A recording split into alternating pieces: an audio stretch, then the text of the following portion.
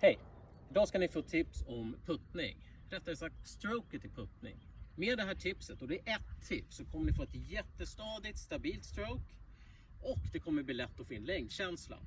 Vi börjar med vad de flesta gör fel. Jo, de fokuserar på att svinga långsamt bak. De ska långt igenom och sen måste man öka hastigheten. Hur ser det här ut? Testa. Långsamt bak, öka hastigheten och långt igenom. Ja, inte naturligt någonstans. Att putta är precis som att kasta. Det här är enkelt, kroppen kan det här. Det här ska vi fokusera på. Takten. 1 bak, 2 igenom. Lika långt bak som igenom. En kort putt blir det så här då. 1, 2. En lång putt. 1, 2.